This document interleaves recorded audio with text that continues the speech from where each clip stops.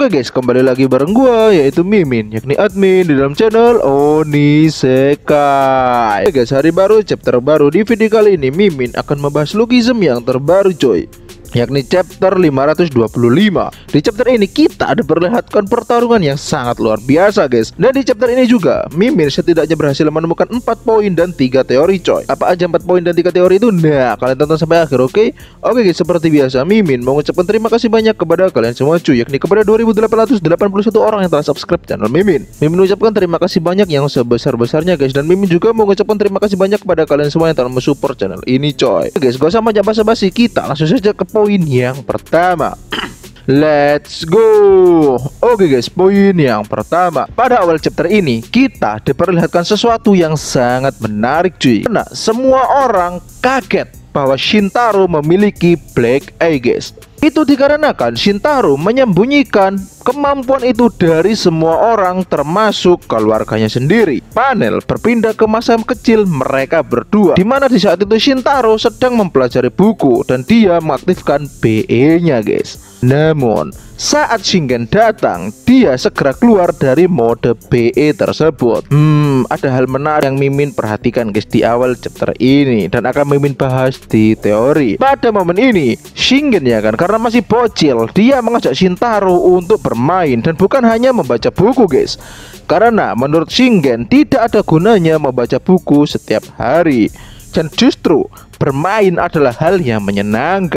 Tapi pada momen ini Shintaro menjelaskan bahwa dia sendiri sebenarnya lebih suka bermain daripada membaca buku. Namun dia menjadi seperti ini karena tuntutan keluarga guys, yang membuat dia harus melakukan semua ini karena ayahnya menginginkan kesempurnaan. Hal ini juga yang membuat Shintaro tidak jadi putra sulung guys, karena dia memiliki luka bakar di punggungnya. Itu poin yang pertama. Oke, next, poin yang kedua.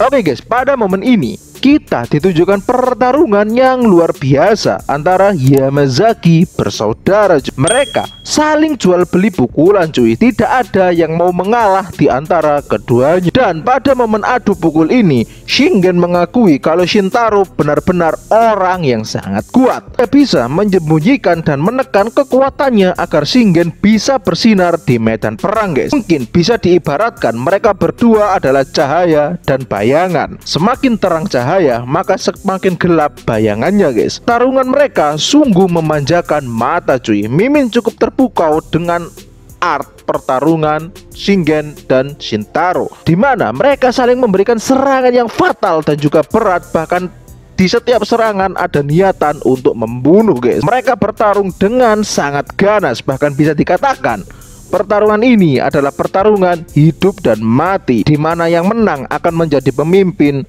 dan yang kalah akan mati guys. Itu poin yang kedua. Oke, next, poin yang ketiga. Dan kira pertarungan mereka hanya sampai di situ?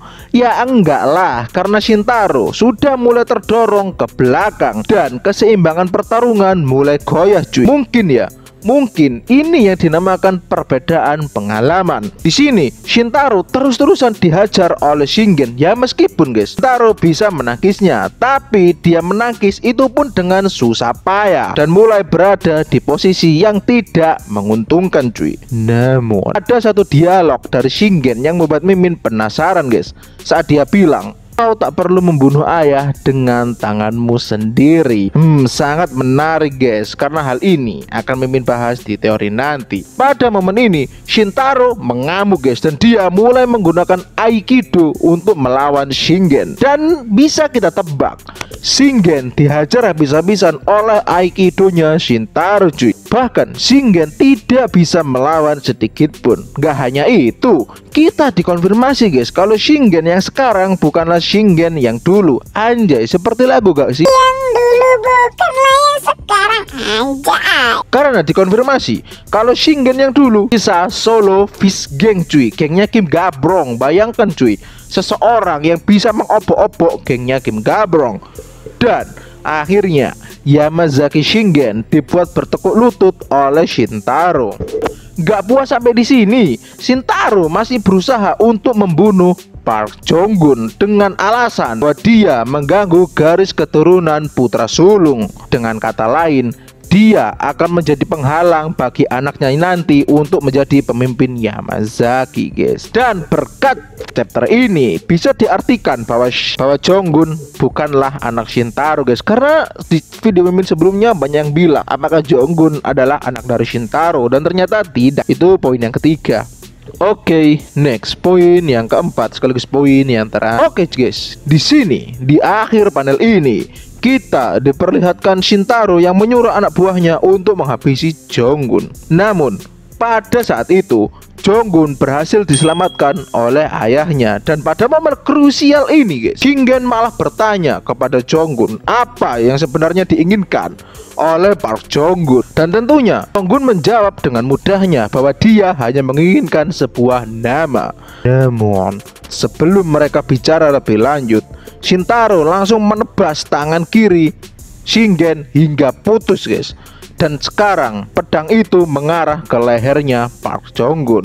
Apakah Jonggun akan mati? Ya enggak lah, karena di Gen 2 Jonggun masih hidup, guys. Di Lookism enggak ada itu Tensei, ya kan. Karena saat pedang itu menuju ke leher Jonggun, ayah Jonggun alias Yamazaki Shingen bangkit untuk menghentikan Shintaro, mengaktifkan hal yang tidak boleh dia lakukan, yakni melepaskan kesadarannya dari BE. Karena, guys, dikonfirmasi oleh Kim Gabrong sendiri bahwa Black Eye-nya Shingen digunakan untuk menahan kekuatan aslinya. Jika Shingen tidak sadar saat menggunakan BE, maka dia akan menjadi mesin pembunuh yang tidak tahu mana kawan mana lawan. Ini adalah akhir dari Shintaro, guys, karena itu adalah kemampuan yang digunakan Shingen untuk mengobok-ngobok Fish Gang, guys. Oh ya, guys, di panel terakhir ada ucapan Gabrong yang membuat mimin penasaran, guys, yakni saat dia bilang jika orang yang memiliki BE dari lahir dan tidak memiliki kesadaran, maka dia akan menjadi Oni. Sangat menarik, bukan? Guys, itu tadi 4 poin yang dapat mimin temukan. Sekarang kita akan beralih ke teorinya, cuy. Let's go. Guys, teori yang pertama adalah teori mengenai poin 1, yakni saat Shingen bilang tak perlu membunuh ayah dengan tanganmu sendiri. Ini memang seperti ucapan amarah Shingen kepada Shintaro, guys. Mimin mencoba mengambil sudut pandang lain dari kalimat itu, yakni seumpama Shintaro bicara baik-baik soal kepemimpinan, maka Shingen dengan senang hati melepaskan jabatannya sebagai ketua Yamazaki dan menyerahkan ke Shintaro, dan Shingen lah yang akan menghabisi ayahnya sendiri, bukannya Shintaro. Menurut mimin, kalimat kau tak perlu membunuh ayah dengan tanganmu sendiri itu seperti kau bisa menggunakan aku untuk membunuh ayah karena dia telah melanggar janji dan sumpahnya sendiri. Itu teori menurut mimin. Menurut kalian gimana, cuy? Komen di bawah ya. Oke, next teori yang kedua adalah teori mengenai mode Black Eye-nya Shintaro. Oke, guys, di awal chapter ini kita akan diperlihatkan kalau Shintaro bisa memasuki mode Black Eye, tapi saat dia dipanggil oleh Shingen, dia langsung keluar dari mode Black Eye. Mimin mengasumsikan ada dua hal yang terjadi di sini. Yang pertama, Shintaro memang sudah menguasai Black Eye dan bisa keluar masuk mode Black Eye sesuka hatinya. Itu diperlihatkan jika dia ingin menyembunyikan Black Eye-nya, maka bisa diartikan dengan mudahnya dia menyembunyikan hal itu dari Shingen. Namun yang kedua adalah Shintaro tidak sadar bahwa Black Eye-nya bisa aktif pada saat itu. Mungkin syarat aktifnya BE Shintaro adalah dengan fokus dan dedikasi yang tinggi. Karena saat Shingen memanggil Shintaro, di situ terlihat ekspresi Shintaro sedikit terkejut, guys, dan dia langsung keluar dari mode Black Eye. Mungkin bisa dikatakan saat itu fokusnya langsung buyar sehingga dia keluar dari Black Eye. Nah, menurut kalian gimana? Komen di bawah. Oke, next teori yang ketiga sekaligus teori yang terakhir adalah teori mengenai ucapan Kim Gabrong dan apa yang akan terjadi ke depannya. Oke, guys, di akhir chapter kali ini kita diperlihatkan informasi yang jelas dari Kim Gabrong, yakni saat dia bilang jika orang memiliki Black Eye dari lahir dan tidak memiliki kesadaran, maka dia akan menjadi Oni, ya kan, guys? Nah, maka dari itu Jonggun adalah salah satu orang yang memiliki Black Eye dari lahir. Makanya saat Jonggun melawan Jungo dan Gen 2 dibantu dengan plot armornya PTJ, dia bisa membabat mereka semua. Karena pada saat itu Jonggun kehilangan kesadaran atas BE-nya dan dia menjadi mode Oni. Begitupun yang terjadi kepada Shingen. Tapi di chapter sebelumnya kita kan dikonfirmasi ke Shintaro juga memiliki Black Eye dari lahir. Jadi tidak menutup kemungkinan Shintaro juga bisa melakukan mode ini, guys. karena darah Yamazaki mengalir sangat deras ke dalam dirinya Shintaro. Dan ini membuat Mimin berpikir, apakah pentol sudah memiliki black eye dari lahir? Jika iya, maka pentol bisa dikatakan memiliki keturunan yang sangat kental dengan Yamazaki. Dan setiap orang yang berhasil melakukan tersebut diberi julukan Oni. Sejauh ini ya, setahu Mimin, orang yang dikasih julukan Oni adalah Tora Oni dan juga Shiro Oni.